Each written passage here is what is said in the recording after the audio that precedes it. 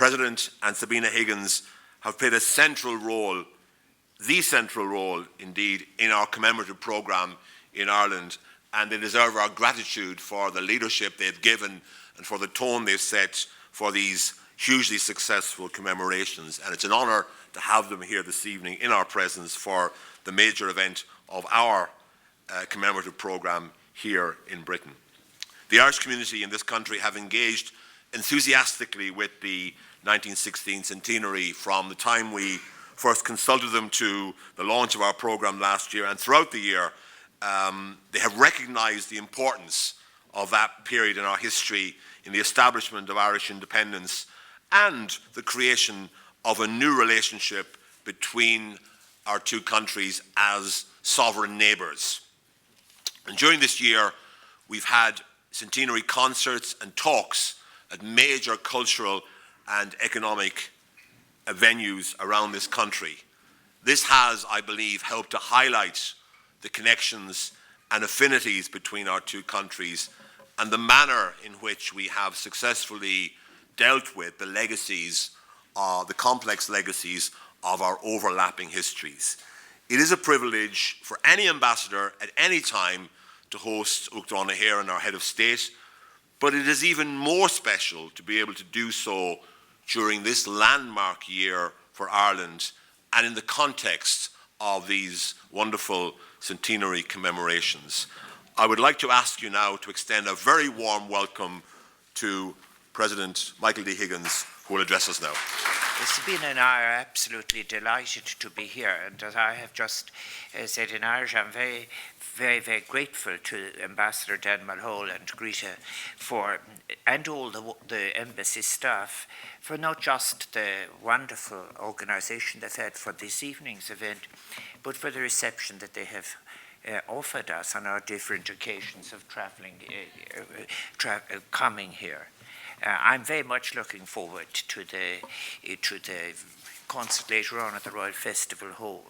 It's a very important year.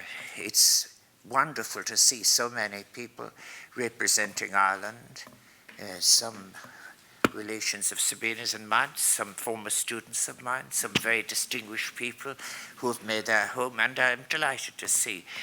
I've been visiting this afternoon the Metropolitan University, where there's such a wonderful exhibition donated really by families in Ireland, recalling the Irish experience in London from the arrival of, from Uncreevin Eve and Douglas the Heald at the first president's time, but particularly through the 1950s when so many Irish, 250,000 of them, arrived here in the United Kingdom between 1955 and 1960. I think it's wonderful that we're going to a concert because I think if there is one thing that has really established Ireland's reputation, it is the work of Irish artists, musicians, writers, dancers, theatre actors, and so on. I'm very conscious when I visited returned the state visit of Her Majesty Queen Elizabeth II, when I came here and had the opportunity of visiting Stratford. I do realise we're sharing 1916 with William Shakespeare's 400th anniversary, and it is wonderful to I recall using those lines in Henry V, which Shakespeare had picked up from Spenser, to actually take a piece of Irish and use it as gibberish in the play, but there's having been forgiven. I think that Irish artists and musicians, it's wonderful that we will have an opportunity, as indeed we had in the Metropolitan, of seeing some of the Irish language itself. But it is interesting that in that language of Shakespeare, 4 Irish writers have won the Nobel Prize writing in the language that we adopted or had gifted on us. I think that tonight we will see something really what we would call Alentorid and Ska, really excellent Irish artists who in the contemporary period have brought I think that the Ambassador will agree with me that in the events that have been organised by the Department of Foreign Affairs, the Department of Arts Heritage and the Gaeltacht, and indeed John Concannon and others through the commemoration programme, is that the artists have been in fact invaluable and central, and they have drawn huge attention to Ireland in the contemporary period. And culture indeed is of course never static, and our culture, as we'll experience this evening, is something that is at its best when it is recognized as something processual and open and constantly open to new influences. And I want to think that in relation to this antácuid, as we say in Irish, this future that we all share together, it is very important that we have been able to honestly deal with our history without any false amnesia or whatever. 1916 is a founding event in Irish history, but it is one event in a whole long history and story of events that came after several centuries. It also comes after the Celtic Revival. It also comes after the great literary revival at the end of the 19th century, in which so many people in London participated. We are now in a position where we have valuable literature on the connection between George Bernard Shaw, James Connolly, between Roger Casement and the trial, all of this. And the fact that we're able to deal with all of these in a sophisticated way in terms of a parity of memory between two sovereign peoples is a great, great development, and is a great resource as we go into the future. I'm sure as well that the centenary programme, and I do pay tribute to the Ambassador and to the programme organisers for the organising with a wonderful event with Cultus Cultori Éireann, and then also as well the classical contribution in Wigmore Hall, which was very, very important. So I want to take the opportunity as President of Ireland, Mavhuika Sagwal, Yad Sanavi Karax Nahakadishen, to thank anyone and all of you who have been both supportive and of great assistance in these events. I think that, I know I have just referred to the Wigmore Hall, and I think the director of Wigmore Hall, John Gilhooly, is with us. I've congratulated him already on the Gradam of Tilchage. On the same day as that was on, I was in Bannastrand myself, giving an opening speech which was attended, I'm happy to say, by thousands of people in honour of Roger Casement, who is, of course, should be remembered properly as one of the great founding humanitarians for both his work in Africa and in Putumayo. And I think, again, that was a very, very moving ceremony. And I'm very happy to refer to it here, as, of course, he lived very near here in Ebury Street, which is just a very short walk from where we are now. I also mentioned, of course, that Roger Casement, which was very, very interesting, is important as a person who makes a moral journey.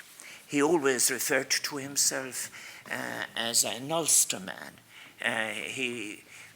I think, told Alistopher Green just before his execution that one of the consequences of waiting for execution, that he wouldn't have time now to learn Irish. He hadn't been successful at it, but he had made an extraordinary commitment to Irish culture, realizing that one of the worst features of colonization is in fact the subjugation of culture, in the Irish case a culture that's thousands of years old. And then in that case is that attending Féile na Glanta and attending the Féile of the Glens, he made an identification, but he always referred to himself as an Ulsterman. I'm putting up on my website the reflection I made about his own long history from his birth in Dublin to his death. But it's just one of the figures that we're recalling. We're recalling all of these figures with, I hope, with justice and in fairness, and without attempting, as I said, to make any inadequate or short-range judgments on either their motivations or their consequences. I think what I'm very interested in whenever I travel abroad as president is that commitment of Casement to justice for Cosmointer and down, as I call it, the most impoverished and some of the most broken people of the world.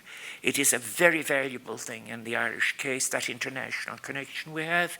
In his case, and he starts in the British Foreign Service, engages with some of its commercial consequences in Africa, and does the exact same thing in relation to the request to him to investigate the conditions of Barbadians working in the Putumayo. I think that he's remembered correctly and fondly, and that's the way I think we should handle our memory, with a sense of fullness. And I speak also, as the ambassador's often heard me speak, about how this year we are hoping to develop what I call a hospitality of narratives. That is where people will be able to place their stories in all of their complexity in a sense of openness, side by side. But I have to say, whenever I come here to London, and whenever I come abroad, Irish people at home and abroad, our extended Irish family, those who have welcomed the Irish, those who are interested in things Irish, those who with us share concerns in relation to our global future, in terms of sustainability, climate change, all of these issues.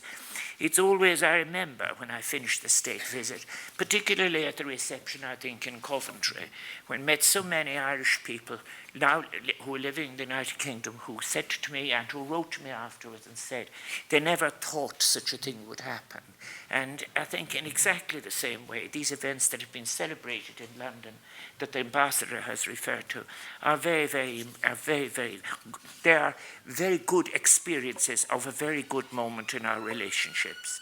I can tell you in relation to Ireland as well, which is very interesting, in the thousands of events that have been organised all over the country, in communities of different size and scale, there has been a palpable increase in, if you like, self-worth, a feeling of confidence. We would say in Irish, ardo mamma, agus féinvest. There has been a perceptible rise in curiosity. People are asking to take local stories and see what stands behind them. And I think that it will be a very, very, very good legacy that we will leave at the end of the year. I think that there is there's a very good among young people, which is very good, an interest in history, and an interest in people's history, an interest in people from below. One of the great achievements of this year has been, if you like, as well, putting the women and the rising back into history, and also those wonderful women who really have almost a struggle to find their place. The widows, the people who are left in families after, for example, when thinks of people like the Connollys and many people at the Mallons and all of these people. But it is one of the great dividends of the friendship which now exists, of our peace process, for which we continue to work, to deepen and to secure, has been the fact that we're in an atmosphere where we're able, as I said, to think of Shakespeare as well as 1916. And I think that this is very, very important. I think as well there's something interesting in relation to the future that's going to come out of the commemorations. And that is, however they expressed it, the purpose of all of those who participated was emancipatory. And we are still called upon to be emancipatory.